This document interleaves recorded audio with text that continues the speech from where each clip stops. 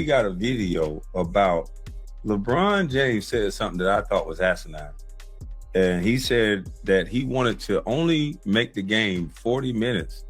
And then he wanted to only play 65 games instead of the 85, because he's under the illusion that the game now is faster and the way that they play is causing these injuries that they're having now, these lower body injuries, these non-contact injuries. I've already told you why they're having all these non-contact injuries. Kwame Brown just lit a match under one of the most heated debates in sports history, and the reaction was immediate.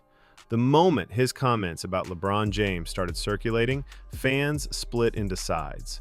Some saw brutal honesty, others saw pure disrespect. Either way, the conversation exploded. Because when LeBron's legacy is questioned, it stops being just about basketball. It becomes about identity, loyalty, and what greatness really means. LeBron, your statements make absolutely no sense, and here's why. He said that he's afraid to go to the basket because there's 4 or 5 guys in the paint. That's because you soft. What do you think? Is Kwame Brown speaking facts about LeBron? Or is this just another over-the-top take? Drop your opinion in the comments and let's see where you stand in the GOAT debate. Way to admit that everything that we said, the reason why you should not be compared to Michael Jordan, the reason why you should not be compared to Kobe Bryant, the reason why you should not be compared to the guys of the past is that they were men. At the center of Brown's argument is the idea that LeBron has been protected by the league, media voices, and even the way modern basketball is played.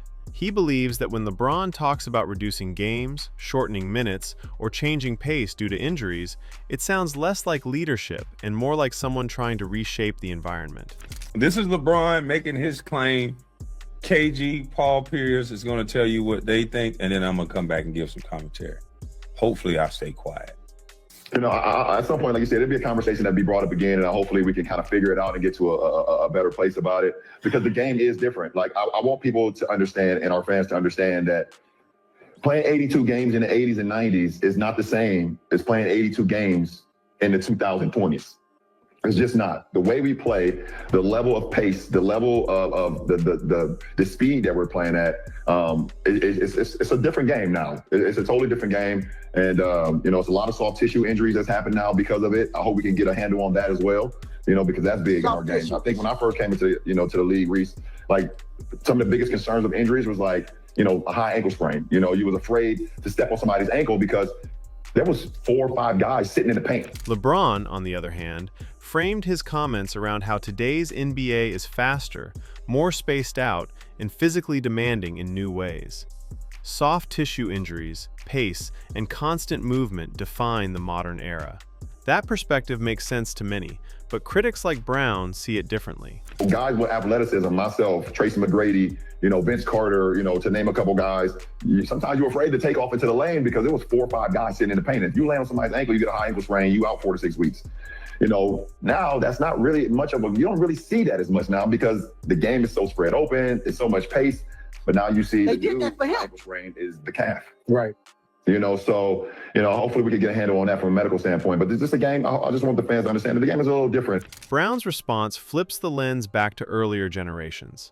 He argues that the 80s, 90s, and early 2000s demanded a different kind of toughness. Packed paint defenses, hand-checking, and physical contact on nearly every possession.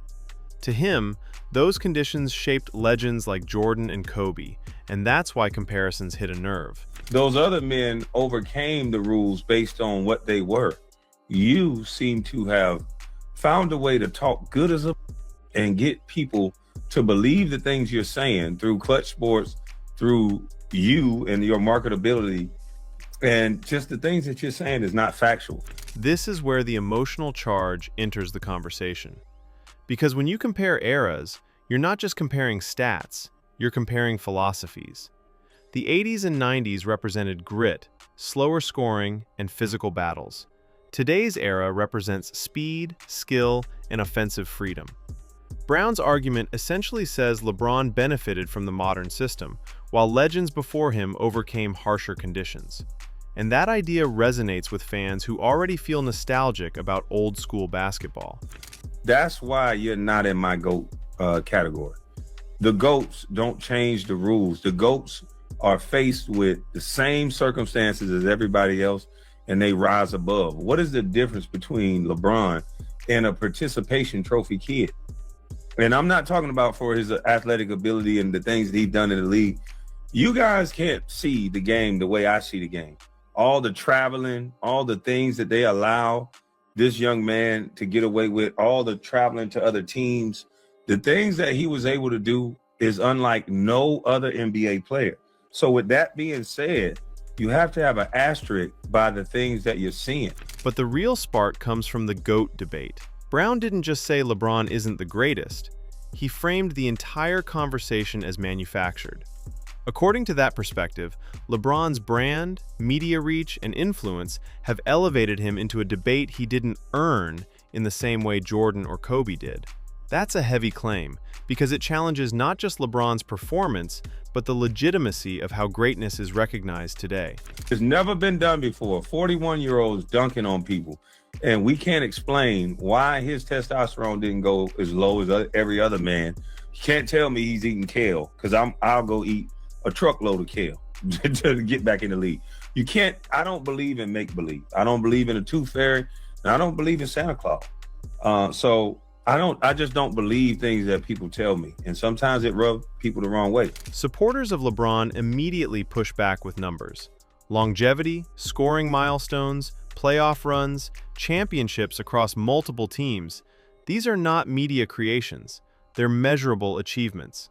Playing at an elite level for 2 decades is unprecedented. Carrying franchises, adapting to different systems, and still producing at age 40 isn't narrative building. It's performance. But critics argue that context matters just as much as output, and that's where the divide continues to grow. Kwame's comments about toughness struck another nerve. He framed LeBron's concerns about injuries and physical strain as softness, implying that previous generations simply endured more without complaint. That type of rhetoric hits a cultural chord in sports, where toughness is often romanticized. The image of players fighting through pain, never speaking publicly about limitations, and letting performance do the talking is deeply embedded in how many fans define greatness. Yet there's another side to that story. Modern athletes operate in an era of sports science, workload management, and long-term health awareness. What once was called toughness might now be called poor longevity planning. The conversation shifts from play through it to protect your body so you can compete longer. In that sense, LeBron's perspective reflects the evolution of the sport rather than a retreat from competition. Still, Brown's message wasn't just about physicality. It was about authenticity. He questioned whether LeBron's messaging, through interviews, podcasts, and public statements, is designed to shape how history will remember him. That idea taps into a broader skepticism about modern athletes controlling their own narratives. With direct access to fans, players can influence perception in ways previous generations couldn't. For critics, that influence feels like manipulation. For supporters, it feels like empowerment. The difference depends entirely on how you view LeBron, as a master strategist protecting his legacy, or as a player simply telling his story in an era where everyone has a platform. Either way, it adds another layer to why every comment he makes gets dissected. Another point Brown raised revolves around era translation. Could LeBron dominate in the 80s or 90s? It's a question that has no definitive answer, but never stops being asked. Some say his size, IQ, and versatility would make him unstoppable anywhere. Others argue that physical defenses and slower pacing would limit his effectiveness. The truth likely sits somewhere in the middle, but debates rarely live in the middle. They live at extremes. This is what keeps the GOAT conversation alive. It's not just about stats or rings. It's about imagination. People picture Jordan in today's spacing. They imagine LeBron facing hand-checking defenders every night. They envision Kobe in pace and space offenses. These mental matchups become emotional investments, and once someone commits to a side, changing their mind becomes nearly impossible. Brown also touched on how LeBron's longevity fuels suspicion and disbelief among some critics. Playing at a high level into his late 30s and early 40s challenges traditional expectations of athletic decline. To supporters, it's proof of elite conditioning and discipline. To skeptics, it raises questions about how such longevity is even possible. That tension feeds narratives, speculation, and endless commentary. What's fascinating is how this conversation says as much about fans as it does about LeBron. People project their own values onto the GOAT debate. If you value dominance and cultural impact, Jordan leads. If you value adaptability and longevity, LeBron stands out. If you value killer instinct and skill mastery, Kobe enters the conversation. The criteria shift depending on what greatness means to you personally. Kwame Brown positioned himself as someone who saw the league from the inside, someone who played alongside legends and against LeBron. That perspective gives weight to his opinion, even if people disagree. Fans often trust voices who were actually in the locker room, because they believe those voices understand realities outsiders never see. Whether that perspective is unbiased is another question entirely. The reaction to Brown's comments also reveals how polarizing LeBron remains. Few athletes in history trigger such intense responses. Praise him, and critics say you're blinded by hype. Criticize him, and supporters say you're ignoring history. That tension is exactly what keeps his name trending year after year. Controversy doesn't weaken his presence, it amplifies it. And perhaps that's the most important part of this entire conversation. LeBron isn't just a player anymore, he's a symbol. To some, he represents excellence, evolution, and longevity. To others, he represents overexposure, narrative control, and a media-driven legacy. When Brown attacks LeBron, he's not just attacking stats, he's challenging what LeBron represents. The GOAT debate thrives on that symbolism.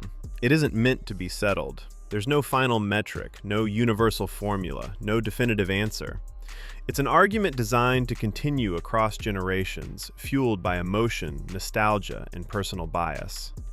And every time someone like Kwame Brown steps in with strong opinions, the debate resets all over again. Meanwhile, LeBron continues to play, which complicates everything. Unlike retired legends whose legacies are frozen in time, LeBron's story keeps evolving. Every game adds data. Every injury adds context. Every season either strengthens or weakens someone's argument. He's writing his legacy in real time, and that makes every criticism feel immediate and every achievement feel like a counterpunch. What makes this moment especially compelling is how it highlights the changing nature of basketball culture. In previous eras, debates happened in barbershops and living rooms. Now they unfold instantly across social platforms, podcasts, and reaction videos. A single statement from Kwame Brown becomes content for thousands of creators and millions of viewers. The conversation multiplies faster than ever, and in that environment, emotion often outweighs nuance. Soft becomes a headline. Fraud becomes a viral clip. Context disappears, and strong words carry the narrative forward. That's why comments like Brown's spread so quickly. They're sharp, direct, and impossible to ignore. But stepping back, there's a deeper question underneath all of this. What do fans really want from greatness? Is it dominance without complaint? Is it longevity and adaptation? Is it championships alone? Or is it something less measurable? An aura, a feeling, a moment in time that defines an era? The answer varies, and that's why the GOAT debate never ends. Kwame Brown believes the conversation has already been decided by older generations, who set the standard through physical battles and cultural impact. LeBron supporters believe the game evolved, and he mastered that evolution better than anyone. Both sides feel justified, and both sides bring evidence. In reality, the tension between those perspectives is what keeps basketball culture alive. Without debate, legacies would become static and forgettable. Conflict keeps history relevant. Every generation re-examines the past through the lens of the present, and every new superstar forces people to reconsider what greatness looks like. So when Brown calls LeBron soft or questions his place among legends, it's not just criticism, it's part of a larger cycle. The same thing happened to Jordan. It happened to Kobe. It happens to every icon who stays in the spotlight long enough to become bigger than the game itself. And that's where this conversation lands. Not in a final verdict, but in a moment of reflection. Kwame Brown spoke his truth. LeBron continues to live his career. Fans continue to argue. Analysts continue to dissect. The GOAT debate keeps spinning, fueled by passion and perspective. Because at the end of the day, greatness in sports isn't just about who played the best. It's about who people believe played the best. And belief is shaped by emotion, memory, loyalty, and identity just as much as performance. That's why this conversation won't stop, and why every comment like Brown's instantly becomes part of basketball history's ongoing story.